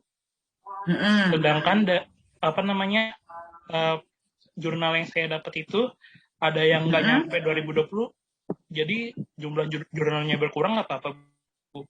Ya nggak apa-apa, tapi kan data yang sudah kamu kerjakan sudah ada di dalam. Yang penting adalah ini kamu mau meneliti di mana? Di Garuda? Iya Ibu. Garuda aja, nggak jadi dengan LIPI? Saya kemarin mau tapi nggak sempat ngecek LIPI-nya Bu. Oke, kalau gitu ya. Kan supaya banyak hal yang bisa kita sajikan data hasil penelitiannya, kemarin saya sudah sarankan ya untuk menggunakan dua database ya. Nah, database di Indonesia yang cukup representatif untuk yang selain Garuda yang mengumpulkan seluruh penerbitan ya. Seluruh penerbitan di Indonesia adalah Garuda dan LIPI ya. Iya Ibu. LIPI apa namanya? Kok saya lupa jadi gitu. ISGD. Nah, ya, ISGD ya. Iya, Kalau nggak salah ISGD, lupa. Scientific Journal Directory ya? Nah, sekarang jadi bukannya jadi ini Pak, yang apa namanya? ISJD LIPI. Oh, ISJD LIPI ya. Nah, itu. Index Journal, Scientific Journal Directory. Apa sih? Iya, aku lupa. Ya, gitu kan. Jadi dia juga kan memuat atau menampung terbitan-terbitan yang ada di Indonesia. Gitu ya. Bisa melihat. Memang kemarin saya sampaikan kalau misalnya banyakan di Garuda, makanya Garuda. Tapi kamu kan belum meneliti ya yang ISJD-nya. Jadi kalau memang Kemal mau tetap ini, jadi saya minta Kemal membandingkan. Jadi membandingkan isi dari si Garuda dengan isi dari ISJD dengan menggunakan gitu ya, menggunakan si Lotka gitu. Jadi tujuan kita bukan cuma mau ngitung doang gitu.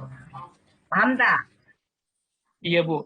Nah, kan kata Pak Yono tadi cuma ngitung doang nih, cuma gini doang. Ya iya, karena kamu cuma relevan satu. Jadi kalau nanti kalau boleh saya sarankan adalah melakukan analisis perbandingan isi antara ISJD dengan Garuda, ya, melihat produktivitas pengarangnya dengan hukum Lotka. Ini mau complete count. Complete count berarti apa, Kemal?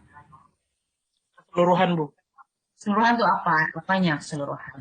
Keseluruhan pengarang mestinya kalau misalnya hanya ada satu pengarang tetap diambil, ataupun pengarang lebih dari satu juga diambil, Bu. Jadi dihitungnya apanya? Dihitungnya. Apa, Ibu? Yang dihitungnya, complete count. Count itu artinya dihitung kan? Yang dihitung secara keseluruhan semuanya, tuh, Bu. Semuanya tuh apa? Gimana? Mau yang pengarangnya hanya satu ataupun lebih dari satu, Bu.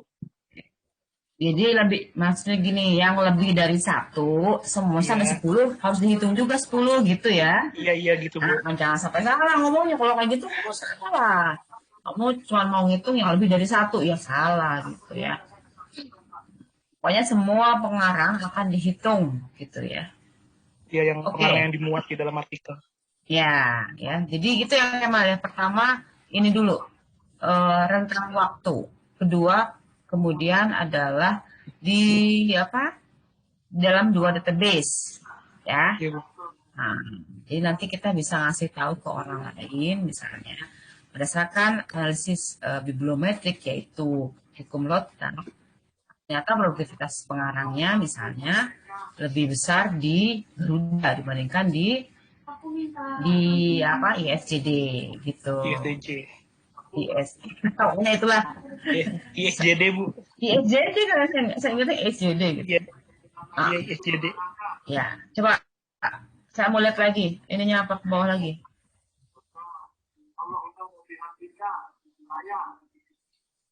Terus. Oh iya, untuk latar belakang, apakah sudah ada yang melakukan penelitian tentang tentang yang bidang kedokteran, produktivitas pengarang, pokoknya dengan metode yang sama dengan kamu, ada nggak yang meneliti? Kamu sudah searching belum penelitian sebelumnya? Ada, Bu. Gimana tuh? Tapi kalau dia itu di jurnal. Maksudnya gimana? Kan kalau saya kan menelitinya di database, kalau dia itu hanya di jurnal, Bu, kebanyakan. Oke, berarti cuma satu ya? Iya, hanya satu jurnal. Oke, jadi scope kita udah bukan cuma satu ya, bukan cuma dalam sebuah jurnal, tapi kita mencakup level kita adalah level nasional.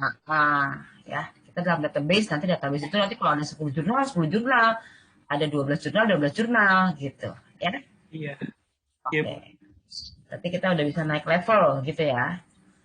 Oke. Apalagi ini? Ya, jadi bedanya penelitian Kemal dengan penelitian sebelumnya gitu ya. Saya kan udah sampaikan ya waktu Kemal menanyakan ke saya kita sudah banyak sekali penelitian yang hanya meneliti satu jurnal aja. Nah, kita harus melengkapi, menambahkan atau berbeda sama sekali dengan penelitian yang sebelumnya, gitu. Iya, Bu. Nah, nanti tujuannya berubah ya. Oke, Iya, ini Bu. nantilah. Nah, nanti kita perbaiki kalau memang misalnya jadi saya yang dosen pembimbingnya. Iya, Kalau Bu. nggak jadi ya, Iya, yang Bu. lain nanti itu saya bantu juga ya. Siap, Bu.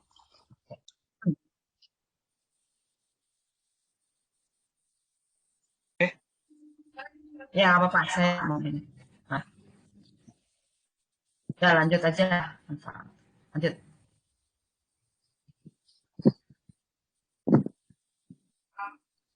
Oke, lanjut. Nanti tambahkan ya. Iya, Bu. Jadi tujuan penelitiannya nanti bukan melakukan penghitungan lagi, tapi melakukan analisis ya, perbandingan produktivitas pengarang di 2 database gitu ya. Iya, Bu.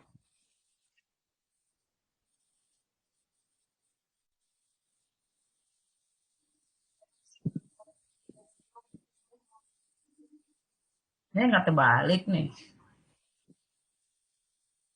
Kenapa, Ibu? Nggak terbalik nih. Objeknya.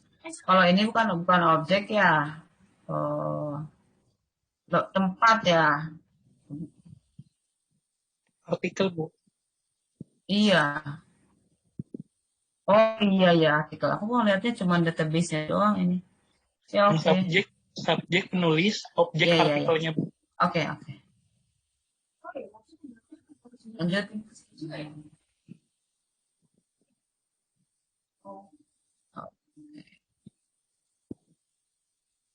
Iya, lanjut.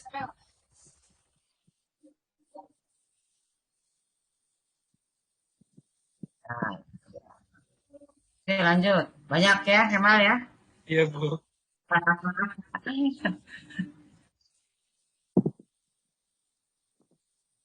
Tapi itu tadi ya, yang seperti disampaikan oleh Pak Yono ya, Kemal ya. Iya, Ibu. Hati-hati dalam melakukan penghitungan ya. Jangan Iya, Bu. sampai ceroboh karena saya juga sudah sampaikan ini ya waktu kita diskusi bahwa ketika kamu salah penghitungan bisa menghasilkan kesimpulan yang salah. Walaupun kesimpulannya benar tapi bisa jadi salah gitu ya. Iya, Bu. Karena kita nggak bisa ngecek. Kita nggak bisa ngecek benar enggaknya hasil penghitungan kamu gitu ya. Kecuali kita juga melakukan langsung gitu loh. Ya, betul ini kata Pak harus detail, kemudian harus hati-hati dalam memindahkan dan menghitung pengarang yang ada tersebut ya. Iya, Bu, jujur waktu kemarin saya ngitung juga, Bu. Waktu kemarin saya ngitung pengarangnya. Saya kan cek satu-satu ya, Bu. Ya. Di jurnalnya, yang di Garudanya. Kan ada beberapa jurnal yang nggak bisa diakses, yang nggak bisa kelihatan pengarangnya. Jadi kan saya cuma pakai pengarang yang ada di Garuda itu, yang di jurnalnya. Tapi itu di situ penulisan nama-nama pengarangnya tuh nggak sama semua, Bu. Nah, saya sampaikan itu. Betul ya. Jadi ini kamu nanti sebenarnya kajian ini memang kelihatan mudah ya. Kajian ini kelihatan mudah, tapi saya juga sudah sampaikan di mata kuliah ya, problematika bahwa kita harus mengecek semua nama pengarang yang muncul. Apakah itu ada pengarang yang mempunyai nama lain, misalnya atau alias gitu ya, atau nama. Tapi kalau kedokteran mungkin agak jarang yang menggunakan nama alias. Nama alias itu biasanya digunakan oleh penulis-penulis novel gitu ya, penulis-penulis karya sastra gitu, banyak yang menggunakan alias. Tapi kalau kedokteran biasanya tidak gitu ya. Jadi memang itu salah satu tantangan dan salah satu kendala ya, bahwa harus detail, harus mencari dulu ketika kita sudah mendaftar semua nama, cari ada nggak nama yang menggunakan nama lain gitu atau singkatan lain. Kadang-kadang kan gaya selingkuh sebuah jurnal juga menentukan gitu. orang yang sama, misalnya dia nulis di jurnal bibliotek menyebutkan bahwa nama depan disingkat misalnya ya, misalnya kayak Bu Nita Ismayati, N Ismayati. Sementara jurnal misalnya berpustakawan UGM misalnya ya, ini hanya misal, dia tidak boleh menyingkat nama pengarang, misalnya harus Nita Ismayati gitu ya. Nah itu berarti kamu harus bisa mencari dan mencari di berbagai sumber. Betul, Kemal ya? Itu tantangannya ya. Oke. Ini terus terang ini mungkin kelihatan sepele gitu ya, tapi Lotka ini pekerjaan yang sangat berat ya. Harus meneliti semuanya. Betul ya. Jadi tenang aja. Jadi ini tidak hanya sekedar menghitung gitu loh, tapi kita sudah naik. Kalau misalnya bisa selesai nih ya, satu kita naik level nasional. Dengan level nasional otomatis akan banyak sekali pengarang yang muncul ya, akan banyak sekali nama pengarang yang muncul, apalagi kamu menggunakan teknik complete count yang mengutamakan fairness itu fair gitu ya, semua penulis ya betul, adil buat semua penulis dimasukkan gitu ya. Iya. Jadi ini harus benar-benar rajin, pangkal pandai nih kalau yang ini nih. Rajin, maksudnya rajin. Oke, terus ya. Oke, lanjut. Coba. Lanjut lagi ya, Mal? Ibu. Oke, ya, nanti ini tahun berapa nih? Ada nggak yang tahunnya jangan-jangan tahun jebot semua ini? Enggak, Bu. Beberapa doang yang literatur lama. Nah, coba literatur yang baru 5 tahun terakhir mana? Yang 5 tahun terakhir ini ada Bastard, Long Term Bibliometry, Ishak, Metode Penelitian Hukum dan Penulisan Skripsi, Nurmala. Ishak itu bukan jurnal ya, nggak bisa dihitung. Oh iya, Bu, itu. ada buku juga, ada bukunya. Terus? Nurmala, Pola Produktivitas Pengarang Bidang Ilmu Kedokteran. TU ini Informetric Theory, Methods and Application, itu buku. Ratna Danelisa, Pola Produktivitas Pengarang. Sidik, Metode Penelitian Kualitatif dan Bidang Pendidikan. Dan ini Tarigan, Produktivitas Pengarang Menggunakan Hukum Lotka. Oke, yang lainnya itu saya lihat ada yang pakai adjusted, ada yang pakai strike ya. Iya, Bu. Kalau kamu menggunakan complete ya, complete count. Oke. Nah, ini Bastard cuma satu berarti ya, Kemal ya. Nanti silakan ditambahkan jurnal-jurnal yang internasionalnya. Kalau ini kan hanya jurnal nasional ya, jurnal nasionalnya tapi masuk dalam 5 tahun terakhir ya. Iya, Bu. Oke.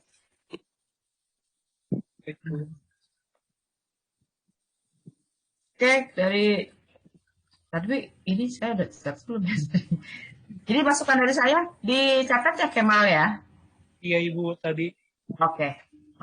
Dari Pak Yono sama Bu Nita juga tolong dicatat juga ya. Supaya nanti melengkapi juga. Oh, oke. Iya. Oke, Pak Yono. Bu Rosi. Iya, siap. Itu kan 2012 sampai 2020 tadi. Si Kamal bilang katanya cuman ada kalau sebenarnya ada 20. Ada 20 jurnal di Garuda. Jurnal. Tapi tadi dia masukin cuman 11 karena dia menghitung yang lengkap dari 12 sampai 2019-nya.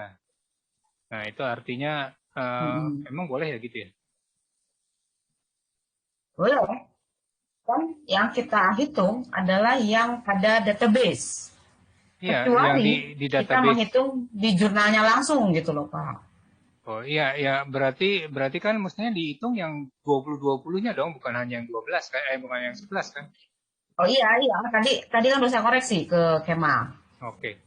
Oh, berarti harus keseluruhan. Koreksinya Kemal ya? Oh kan, Kemal? Iya. Ayo. Soalnya dari beberapa jurnal tersebut ada yang nggak lengkap, Bu, tanggal tahunnya Bu. Kalau misalnya mau dibandingkan itu Iya. kalau kata Ibu tadi itu kan kata Ibu kalau misalnya ya, waktu enggak itu apa-apa. nggak apa-apa Bu. Ya, nggak apa-apa. Itu nanti kita masukkan ke dalam keterbatasan penelitian. Tapi keterbatasan penelitian itu bukan berada pada faktor kamu, tapi berada pada faktor database-nya, gitu. Paham tak? Paham Bu. Nah, jadi kan misalnya gini, jurnal X misalnya ya, dia memang terbitnya on off kan kita nggak usah maksa juga. Tapi pokoknya kita melakukan penghitungan untuk jurnal yang sampai dengan tahun 2020 yang ada di database. Jadi gitu Mal, tetap dihitung ya Mal ya. Oh iya Bu, baik. Ya, gitu. Ya.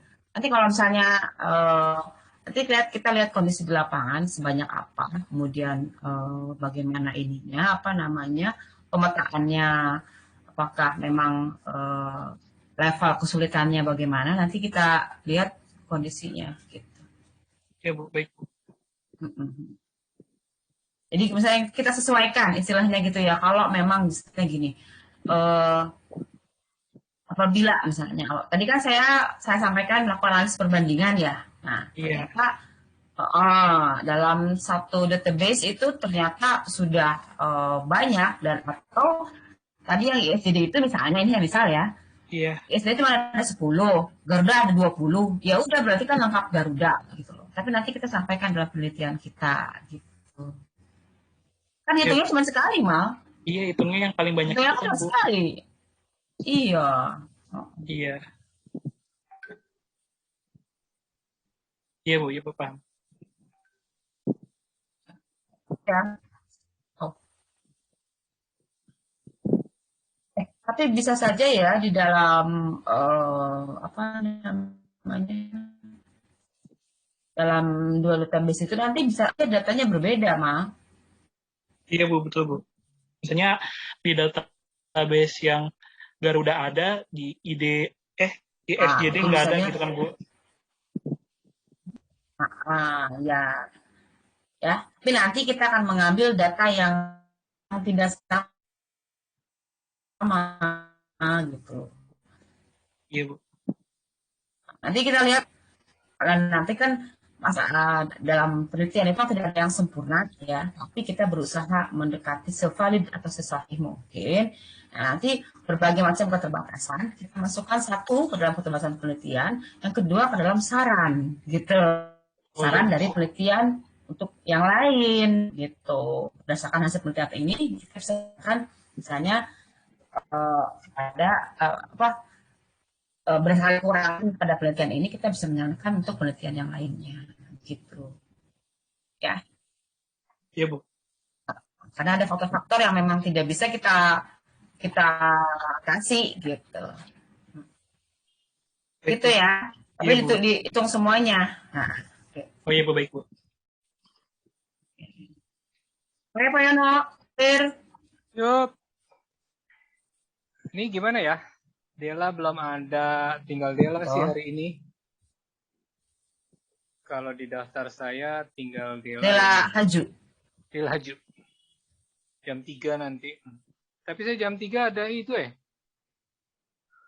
UTS. Paling tidak jaga gawang dulu bentar. Gawang dulu. Oke, ada yang nanya-nanya. Pagi doang sih. Oh, Dela mengenai apa emang? Pengaruh gangguan penggunaan gadget, Bu Eka, Bu El. Oh, Bu El, nanti ada Bu El kok. Iya, makanya. Tapi tadi dia keluar. Bu El keluar? Tadi udah masuk sebentar. Klaim kayaknya dia ya. Iya, ini sama dengan penelitiannya si siapa ya? Siapa ini? Ada penelitiannya Ismi, nyambung, ada irisannya. Penelitiannya si Suci, ada irisannya Suci, nih. Tapi itu akan internet. Kalau ini kan gadget. Nah, kalau Ismi kan sama nih minat baca, tapi pakai Wattpad kalau nggak salah. Nah, ini Ada yang udah Wattpad. masuk nih. Oh, Wattpad tuh udah Wattpad. Ini yang Feradina Yasmin. Wattpad juga ada. Oh, udah belum? Udah pernah, tapi belum. Maksudnya besok. udah besok. Oh, besok. Oh, di sini masih ini loh, 22 Maret loh. Enggak di itu dong, di tanggal ininya. Mana? Kan yang udah diganti. Di. Yang di Google Drive. Iya, ini aku lihat di Google Drive. Oh. Apa revisi sama proposal nih? Revisi ya. Oh, yang di layar ya? Iya, yang di layar ada revisi. Oh iya, jam 2 besok. Tuh udah ada Dela, gimana? Bu El dipanggil aja. Coba saya telepon buat langsung. Dela bentar ya, Del. Disiapin aja, Dela. Iya, Bu.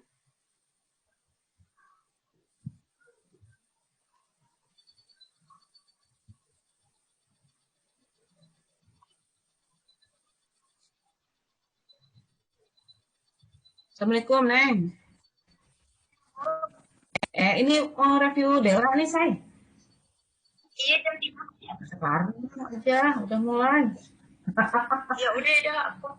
Soalnya jadwal jam 3. Iya sih. Iya, tapi udah ini yang lainnya cepet. Apa namanya? Cepet selesainya. Tunggu ya. Iya, Bu. Oke. Sama-sama.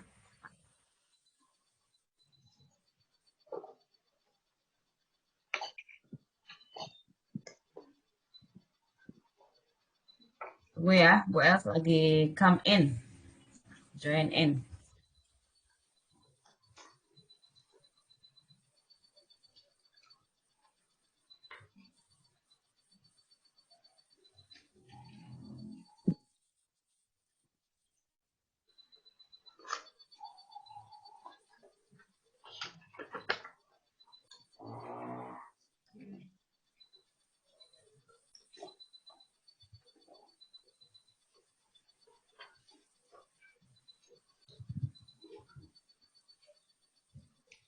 Terakhir Dela terakhir ya? Ya, hari ini terakhir. Jadi hari ini udah berapa? Ya, belum ditutup. Maaf. Kirain jam 3 pas. Aku juga sih, Kemal kirain jam lupa pas ngelihat. Oh, udah ada. Ya udah, Pak Yono silakan Pak Yono. Oke, saya Dela, silakan untuk melanjutkan dan saya mohon izin juga Bun Rosi, saya nanti jam 3 keluar sebentar. Baik, untuk Pak. ngawasin UTS. Silakan Dela presentasikan proposalnya 15 menit, jangan kelamaan. Jangan dibaca deh, saya bosen juga lama-lama. Kan yang PowerPoint udah bisa baca gitu loh, bukan anak kecil yang nggak bisa baca. Jadi kamu Setuju. simpulkan, kamu jelaskan apa maksud tulisanmu di PowerPoint ini gitu. Ini dari pagi saya bosen dengerin orang cuman bacain tulisan. Kesimpulannya apa sih sebenarnya, malah saya nggak dengar dari kalian-kalian yang mempresentasikan materinya. Jadi Dela kalau bisa coba deh, jangan dibaca tulisannya tapi disimpulkan kira-kira apa sih yang mau kamu omongin gitu. Tanpa harus baca lah, kan kamu yang bikin, masa masih mesti baca juga tulisan kamu sendiri. Oke Dela? Iya, Pak. Ditunggu ya, di 15 menit ya, jangan lama-lama kalau bisa. Iya, Pak. Terima kasih, saya pamit dulu Bu Rosi, Bu El. Ya, Pak. Iya, Pak Yono, terima kasih.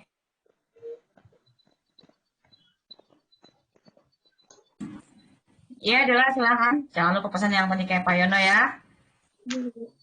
Assalamualaikum warahmatullahi wabarakatuh. Waalaikumsalam warahmatullahi wabarakatuh. Minta maaf kepada Ibu dosen dan teman-teman yang telah hadir.